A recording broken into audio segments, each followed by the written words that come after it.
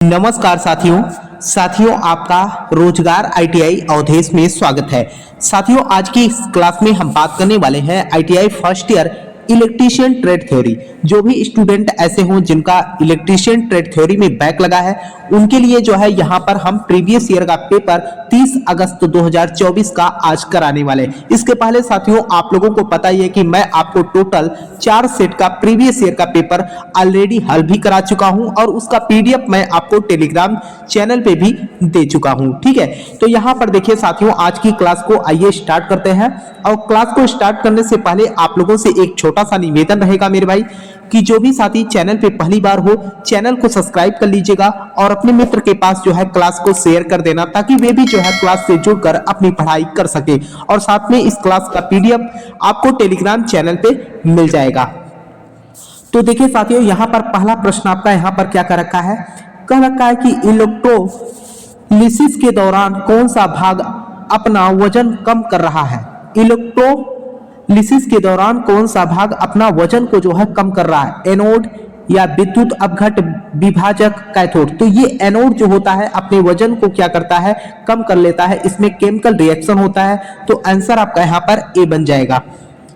देखिए अगला प्रश्न आपका यहाँ पर क्या कर रखा है कि वायरिंग के लिए कंडक्टर के रूप में किस सामग्री का उपयोग किया जाता है। वायरिंग के लिए कंडक्टर के रूप में किस सामग्री का यहाँ पर उपयोग करते हैं। तो अगर हम कंडक्टर की बात करेंगे तो यहाँ पर जो है हम किसका उपयोग करते हैं, कॉपर का जो है उपयोग करते हैं। देखिए यहाँ पर जो है मैं आपको ज्यादा एक्सप्लेन नहीं कर रहा हूं मेरे भाई, क्योंकि आपको मैंने स्टार्टिंग में ही बोला था कि आपको यहाँ पर हम प्रीवियस ईयर का पेपर ज्यादा से ज्यादा यहाँ पर आपको अटेम्प्ट कराना चाहते हैं, क्योंकि आपके जो पेपर होते हैं मेरे भाई एनसीवीटी बोर्ड का सीबीटी परीक्षा, इसमें जो है मैक्सिमम अगर आप देखेंगे मेरे भाई रिपीटेड प्रश्न बहुत ज्यादा एनसीवीटी बोर्ड पूछती है। तो यहाँ पर देखिए प्रश्न क्या कर रखा है कि छुपी हुई वायरिंग का क्या फायदा है। छुपी हुई वायरिंग का क्या फायदा है, उच्च कुचालक प्रतिरोध या नमी से सुरक्षा जो है प्रदान करता है। किससे, नमी से जो है सुरक्षा को प्रदान करता है। छुपी हुई वायरिंग का क्या फायदा है, तो नमी से जो है सुरक्षा को प्रदान करता है।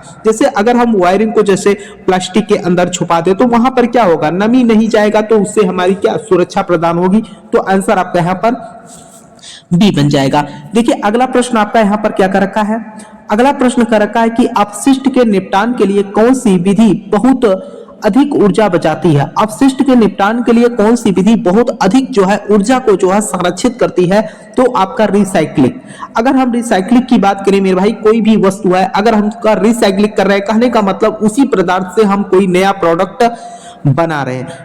ठीक है, तो आंसर आपका यहाँ पर रिसाइक्लिंग हो जाएगा। इससे जो है क्या है, अपशिष्ट हमारा जो निपटान होगा इससे जो है अधिक ऊर्जा की क्या होगी, बचत होगी। तो आंसर आपका ए बन जाएगा। देखिए अगला प्रश्न आपका यहाँ पर क्या कर रखा है। देखिए मेरे भाई मैं आप लोगों के लिए इतना मेहनत कर रहा हूं और आप लोग भी मेरे भाई काफी सपोर्ट करते हो, तो आप जो भी साथी अभी तक क्लास को लाइक न किए हो क्लास को लाइक कर लेना और साथ में मित्र के पास क्लास को शेयर कर देना।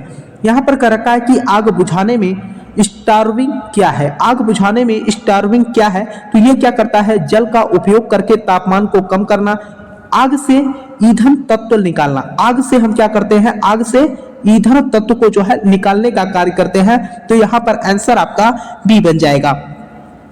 अगला प्रश्न देखिए मेरे भाई यहाँ पर क्या कर रखा है कि इलेक्ट्रॉनिक्स वस्तुओं की सर्विसिंग और मरम्मत के लिए किस प्रकार के सोल्डरिंग विधि का उपयोग किया जाता है। इलेक्ट्रॉनिक वस्तुओं की सर्विसिंग और मरम्मत के लिए किस प्रकार के सोल्डरिंग विधि का उपयोग करते हैं, तो यहाँ पर हम सोल्डरिंग गन के साथ सोल्डरिंग करते हैं। सोल्डरिंग गन के साथ सोल्डरिंग करते हैं। तो आंसर आपका यहाँ पर ए बन जाएगा। देखिए अगला प्रश्न आपका यहाँ पर क्या कर रखा है, तांबे का विद्युत रासायनिक तुल्यांक क्या है। तांबे का विद्युत रासायनिक तुल्यांक क्या है मेरे भाई, आपको मैं बता दूं, यहाँ पर अगर आपने 4 क्लास पूरा देख लिया होगा तो अब आपको समझ में आ रहा होगा कि यहाँ पर एनसीवीटी बोर्ड जो है प्रश्नों को कितनी बार जो है रिपीट किए जा रहा है ना। तो यहाँ पर देखिए ये प्रश्न मेरे भाई मैंने आपको ऑलरेडी करा चुका हूं। तांबे का विद्युत रासायनिक तुल्यांक की बात करें तो 0.329 मिलीग्राम कूलम। आंसर आपका यहाँ पर डी बन जाएगा। देखिए अगला प्रश्न आपका कर रखा है कि किस पदार्थ में ऋणात्मक तापमान गुणांक गुण होता है। किस पदार्थ में ऋणात्मक तापमान गुणांक गुण होता है तो ये जो है आपका अभ्रक जो होता है इसमें जो है क्या ऋणात्मक तापमान गुणांक पाए जाते हैं, तो ऋणात्मक गुणांक गुण पाए जाते हैं मेरे भाई। ठीक है, तो आंसर आपका यहाँ पर सी बन जाएगा। अगला प्रश्न आपका देखिए मेरे भाई यहाँ पर क्या करा, ब्रिटानिया टी ज्वाइंट का क्या उपयोग है। ये भी प्रश्न मैं आपको करा चुका हूं। ब्रिटानिया टी ज्वाइंट का क्या उपयोग है, तो ये क्या करता है, आंतरिक और बाह्य वायरिंग स्थापित करना। ये ओवरहेड लाइनों से सर्विस कनेक्शन को जो है टैप करता है। क्या करता है, ओवरहेड लाइनों से सर्विस कनेक्शन को जो है टैप करता है, तो आंसर आपका यहाँ पर बी बन जाएगा। देखिए अगला प्रश्न, और इस प्रश्न को ऑलरेडी मेरे भाई मैंने आपको करा चुका हूं। आप लोग कमेंट बॉक्स में कमेंट करके इस प्रश्न का उत्तर दीजिएगा। ठीक, अगले प्रश्न की अगर हम बात करें तो अगला प्रश्न ये भी मैंने आपको कराया है मेरे भाई। यदि लाइन वोल्टेज VL और लाइन धारा IL फेस एंगल थीटा तो 3 फेस पावर की गणना करने का सूत्र क्या है। तो यहाँ पर हम गणना की बात करें मेरे भाई तो यहाँ पर क्या हो जाएगा, P बराबर √3 VL IL cos थीटा, तो आंसर आपका यहाँ पर सी बन जाएगा। आइए अगले प्रश्न पे बात करते हैं। देखिए यहाँ पर अगला प्रश्न आपका क्या कर रखा है कि चल कुंडली मीटर के एक समान पैमाने पर होने का क्या कारण है। चल कुंडली मीटर के एक समान पैमाने पर होने का क्या कारण है, तो ये क्या करता है, विचलन बलागुण धारा के आनुपातिक होता है। किसके, विचलन बलागुण धारा के आनुपातिक होता है, तो आंसर आपका यहाँ पर ए बन जाएगा। देखिए अगला प्रश्न आपका यहाँ पर क्या कर रखा है, 3 चरण सर्किट के चरण धाराएं किस लोड स्थिति में समान होती है। 3 चरण सर्किट के चरण धाराएं किस लोड स्थिति में जो है समान होती है, तो ये भी मैंने मेरे भाई आपको मैंने प्रश्न करा चुका हूं। तो ये संतुलित लोड पर जो है क्या होते हैं, इनकी 3 चरण सर्किट चरण की धाराएं लोड स्थिति में जो है समान होती है संतुलित लोड पे। आंसर आपका यहाँ पर बी बन जाएगा। देखिए अगला प्रश्न आपका यहाँ पर क्या कर रखा है, फेज अनुक्रम मीटर का उद्देश्य क्या है। फेज अनुक्रम मीटर का उद्देश्य क्या है, तो यहाँ पर अगर हम फेज अनुक्रम मीटर के उद्देश्य की बात करें तो ये जो है आपका क्या 3 फेज प्रणाली के चरण अनुक्रम को इंगित करने के लिए। ठीक है, तो आंसर आपका यहाँ पर क्या बी बन जाएगा। ठीक, देखिए यहाँ पर आपका अगला प्रश्न क्या कर रखा है कि फेज अनुक्रम मीटर का उद्देश्य क्या है।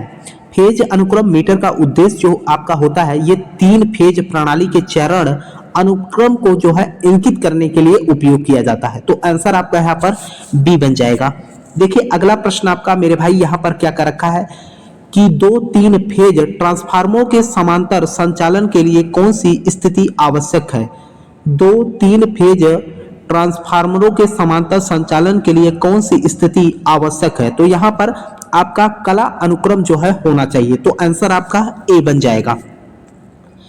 देखिए यहाँ पर आपका अगला प्रश्न, और इस प्रश्न को ऑलरेडी मेरे भाई मैंने आपको करा चुका हूं। यहाँ पर कर रखा कि 200 वाट और 250 वोल्ट रेटेड लैंप के गर्म प्रतिरोध की गणना कीजिए। प्रतिरोध की गणना ये मैं आपको जो है शायद पहला सेट जब मैंने आपको प्रीवियस ईयर का पेपर हल कराया था मेरे भाई, तो उसमें जो है मैंने आपको इस प्रश्न को हल भी कराया था। ठीक है, यहाँ पर अब देखिए मैक्सिमम प्रश्न मेरे भाई आप खुद देख रहे होंगे, अब जो है यहाँ पर रिपीटेड प्रश्न देखने को मिल रहा है। अब देखिए यहाँ पर फैराडे की विद्युत अपघटन के नियम से कौन सा सूत्र व्युत्पन्न होता है।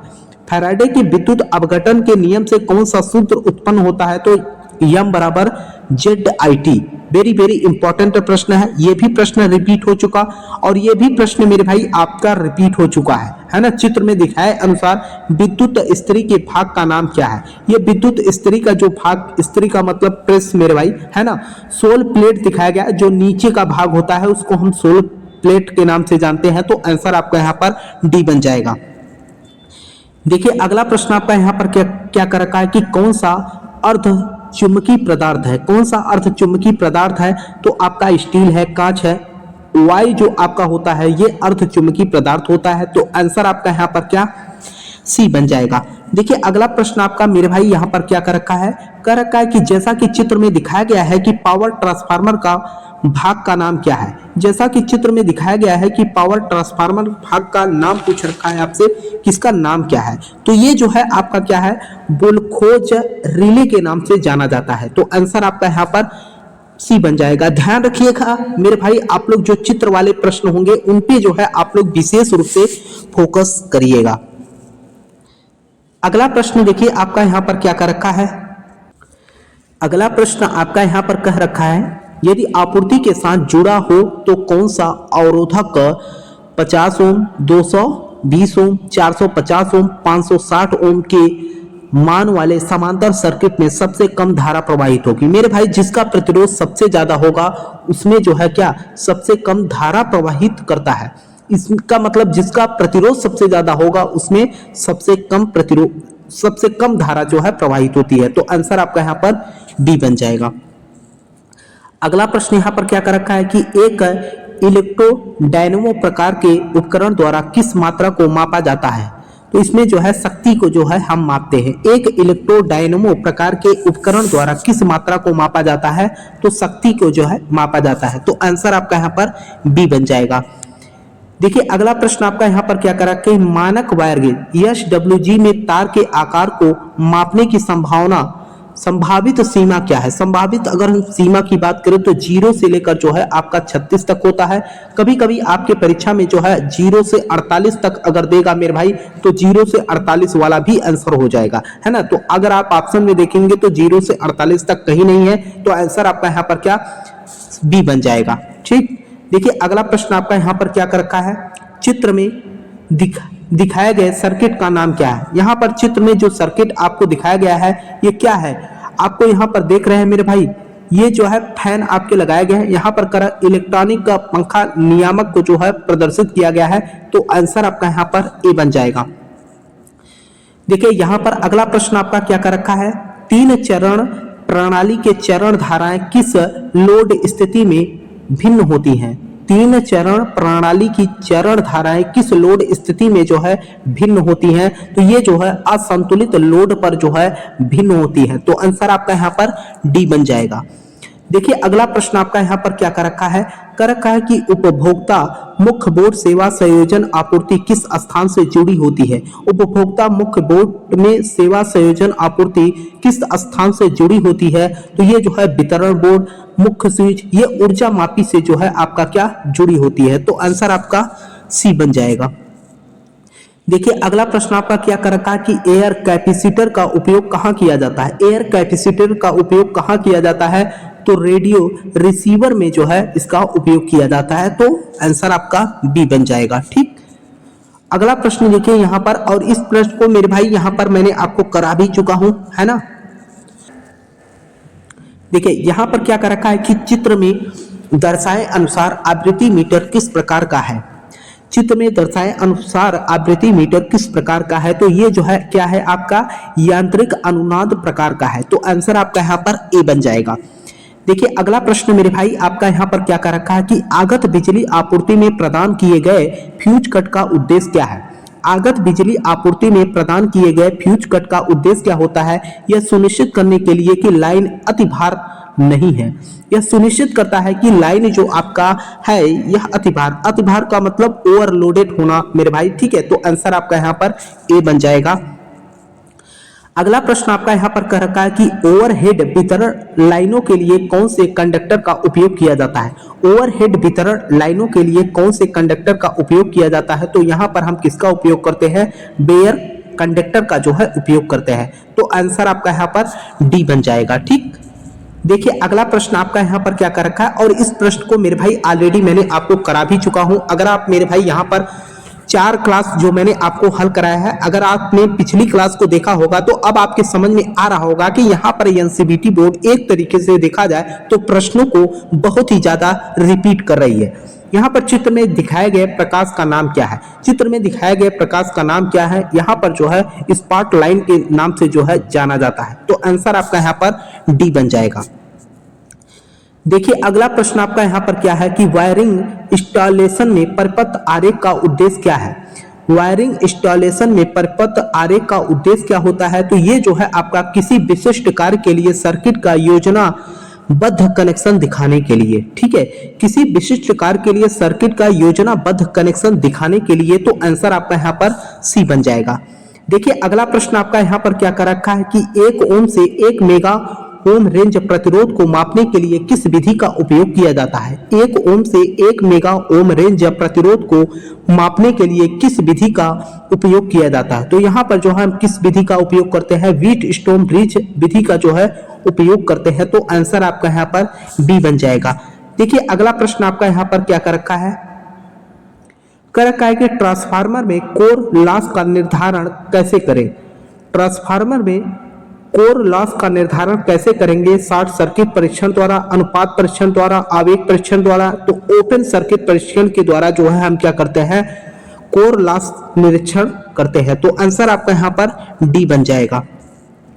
देखिए अगला प्रश्न आपका यहाँ पर क्या कर रखा है? ELCB का उद्देश्य क्या होता है? ELCB का उद्देश्य क्या होता है? वेरी वेरी इंपॉर्टेंट प्रश्न है मेरे भाई।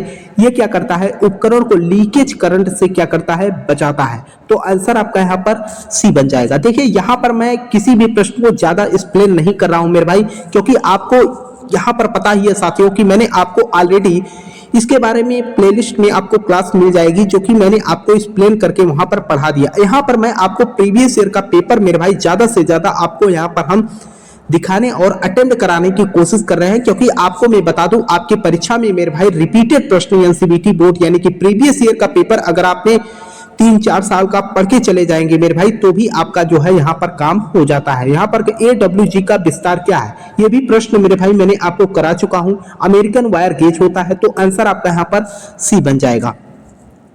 देखिए यहाँ पर अगला प्रश्न कर रखा है कि उच्च दबाव सोडियम वाष्प लैंप सर्किट में चिंगारी देने का उद्देश्य क्या है? उच्च दबाव सोडियम वाष्प लैंप सर्किट में चिंगारी देने का उद्देश्य क्या है? तो उद्देश्य जो होता है मेरे भाई, शुरू करने पर उच्च वोल्टेज प्लस उत्पन्न करता है। शुरू करने पर उच्च वोल्टेज प्लस उत्पन्न करता है। तो आंसर आपका यहाँ पर सी बन जाएगा। देखिए अगला प्रश्न आपका यहाँ पर क्या कर रखा है कि यदि किसी व्यक्ति को 20 मेगा एम्पियर धारा का झटका प्राप्त होता है तो क्या प्रभाव पड़ता है? ये मेरे भाई मैंने आपको हल भी करा चुका हूं। तो क्या होता है? दर्दनाक झटका जो है महसूस होता है। तो आंसर आपका यहाँ पर ए बन जाएगा। देखिए साथियों, अगर आपका ट्रेड थ्योरी में बैक लगा होता है तो आपको जो है यहाँ पर वर्कशॉप कैलकुलेशन और साइंस के भी जो है 6 प्रश्न के आपको पेपर देना पड़ेगा और 6 प्रश्न आपको इंजीनियरिंग ड्राइंग का भी देना पड़ेगा। तो आइए हम यहाँ पर जो है वर्कशॉप कैलकुलेशन एंड साइंस का जो है प्रश्न को देखते हैं। यहाँ पर देखिए कर रखा है उष्मा की ईसाई इकाई क्या है? उष्मा की एसआई इकाई की बात करें तो क्या होता है? आपका जूल होता है। तो आंसर आपका बी बन जाएगा। अगला प्रश्न कर रखा है कि इनमें से मूल इकाइयां कौन कौन सी हैं? इनमें से मूल इकाइयां कौन कौन सी हैं? तो लंबाई, द्रव्यमान और समय। अगला प्रश्न देखिए क्या कर रखा है, द्वितीय ऑर्डर लीवर का कौन सा उदाहरण है? तो कौन सा उदाहरण है? बोतल ओपनर। तो आंसर आपका सी बन जाएगा। देखिए अगला प्रश्न क्या कर रखा है कि 0.456 दशमलव भिन्न को प्रतिशत में बदलिए। अगर आप प्रतिशत में बदलेंगे मेरे भाई 0.456 है ना, सबसे पहले तो इसको आप 1000 करेंगे, फिर इनटू यहाँ पर जो है 100। तो आप जब इसको मल्टीप्लाई करके भाग देंगे मेरे भाई तो टोटल आपका यहाँ पर कितना आएगा? 45.6%। आंसर आपका सी बन जाएगा। देखिए अगला प्रश्न आपका क्या कर रखा है, वस्तु में निहित पदार्थ की मात्रा को क्या कहा जाता है? वस्तु में निहित पदार्थ की मात्रा को क्या कहते हैं? तो हम क्या कहते हैं? द्रव्यमान कहते हैं। अगला प्रश्न आपका कर रखा है कि द्वितीय ऑर्डर लीवर का कौन सा उदाहरण है? तो यहाँ पर फॉरसेप्स हो जाएगा। ये सब रिपीटेड प्रश्न है मेरे भाई, है ना, ये भी तो आपको यहाँ पर रिपीटेड प्रश्न है। आप देख रहे हैं इंजीनियरिंग ड्राइंग की बात करें तो ये भी आपके परीक्षा में 6 प्रश्न आएगा अगर आपका ट्रेड थ्योरी में बैक लगा है तो, है ना। तो यहाँ पर देखिए पूछ रखा है कि मानक के अनुसार कौन सा तीर सही है? तो आपका आंसर यहाँ पर सी हो जाएगा। ये सारे प्रश्न मेरे भाई आपको मैं बता दूं हल करा चाहूँ। सेट स्क्वायर का ये तो 45 वाला होता है ना, पता ही है मेरे भाई। अगला प्रश्न आपका क्या कर रखा है, मानक के अनुसार सर्कल में कौन सा आयाम सही ढंग से चिन्हित किया गया है? कौन सा सही ढंग से जो है चिन्हित किया गया है? तो आंसर आपका यहाँ पर ए ही बन जाएगा। अगला प्रश्न देखिए आपका यहाँ पर क्या कर रखा है, अगला प्रश्न आपका क्या कर रखा है, ये तो बचपन से ही पढ़ते चले आए। चित्र में दिखाए गए उपकरण का नाम पूछ रखा है तो ये आपका चाना होता है। तो आंसर आपका यहाँ पर क्या सी बन जाएगा। अगला प्रश्न आपका यहाँ पर क्या कर रखा है कि उपकरण का नाम पहचाने उपकरण की अगर हम नाम की बात करें तो ये क्या है, आपका काटने वाला सरौता है। तो आंसर आपका यहाँ पर ए बन जाएगा। देखिए अगला प्रश्न क्या कर रखे, चीज सामग्री के पारंपरिक प्रतीकों को पहचाने। यहाँ पर प्रतीक की पहचानने की बात की गई है, तो ये जो है आपका किसका है, कांच का जो है प्रतीक है। तो आंसर आपका यहाँ पर क्या, सी बन जाएगा। ठीक है, आइए साथियों, तो ये रहा साथियों आज की क्लास, जिसमें मैंने आपको जो है ITI first year electrician trade theory का जो है पूरा यहाँ पर प्रीवियस ईयर का पेपर मेरे भाई मैंने आपको हल करा। इसी तरीके से साथियों आपको मैं यहाँ पर 4 सेट पिछले वर्षों का पेपर करा चुका हूं। अगर आपने पिछली क्लास को न देखी हो तो क्लास को देख लेना, बाकी आपको पीडीएफ मेरे भाई टेलीग्राम चैनल पे मिल जाएगा। यहां पर साथियों आप लोगों के लिए मैं इतना मेहनत कर रहा हूं, तो कम से कम आप लोगों से मैं इतना रिक्वेस्ट करूंगा साथियों कि जो भी साथी चैनल पे पहली बार हो चैनल को सब्सक्राइब कर लीजिएगा और अपने मित्र के पास जो है क्लास को शेयर कर देना, ताकि वे भी जो है क्लास से जुड़कर अपनी पढ़ाई कर सके। और साथ में इस क्लास का पीडीएफ मेरे भाई आपको टेलीग्राम चैनल पे मिल जाएगा। रोजगार आईटीआई अवधेश के नाम से टेलीग्राम चैनल है। ठीक है, तब तक के लिए साथियों आपसे मिलते हैं नेक्स्ट क्लास में, तब तक के लिए